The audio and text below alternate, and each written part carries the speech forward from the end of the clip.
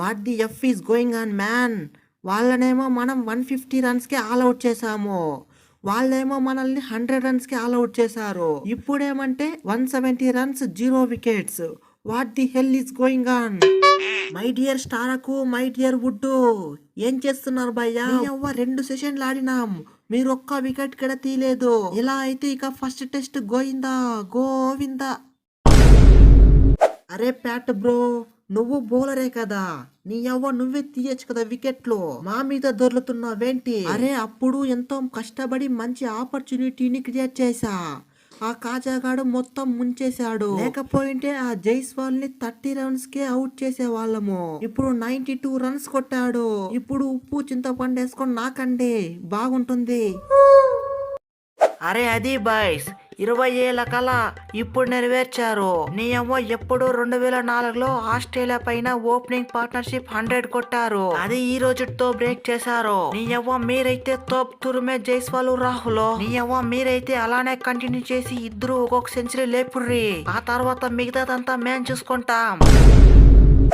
అరే అవునే కోహ్లీ, నీ అవ్వ మన ఓపెనర్లు ఏం తినేసిపోయారు పొద్దున్నట్టే, అంతగానం సఫరిస్తున్నారు. నీ అవ్వ ఒక సెషన్ కాదు 2 సెషన్లు ఇద్దరే ఆడేశారు. అరే కొంచెం కూడా తడబడకుండా కొట్టుడేంది దంచుడేంది, నీ అవ్వ ఆసీస్ బౌలర్లకి ఉక్కు తిప్పులు పెట్టారు, మీరైతే తోప్ తుర్మే.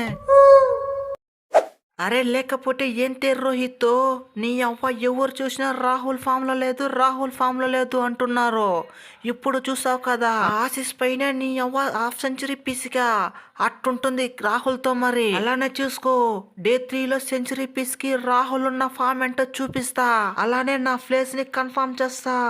రాహుల్ తో కథ మొత్తం వేరే ఉంటది. అరే అలానే రాహుల్, నువ్వైతే అలానే ఒత్తుకుంటూ సెంచరీ పిసికేయి, నీ అవ్వ మ్యాచ్ 1 సైడ్ అవుతుంది. అరే 90 మీదున్నా ఒక్కడైనా గుర్తించరు భయ్యా, అంతా రాహుల్నే పొగుడుతున్నారేంటి? నీ అవ్వ ఒత్తుకుంటూ ఒత్తుకుంటూ ఆడి 90 రన్స్ కొట్టా, ఒక్కడైనా పొగడాలి కదా. అరే నువ్వు సెంచరీ పిసికే జైస్వాలు, ఎవరేం పొగిడేది? నీ అవ్వ నేను తల మీద ఎత్తుకొని గ్రౌండ్ మొత్తం ఒక రౌండ్ వేస్తా. అరే ఏమైంది భయ్యా, నీ అవ్వ ఫస్ట్ ఇన్నింగ్స్లో 150కి ఆల్అౌట్ చేశాము, ఇప్పుడేమంటే 172 రన్స్, ఒక్క వికెట్ కూడా తీయలేదు. స్పిన్ అనుకూలించినట్టుంటే నీ అవ్వ మీపై ఎందుకు పడేవాడిని, నీ అవ్వ నేనే ఒట్టిగానే సఫరించేవాడిని.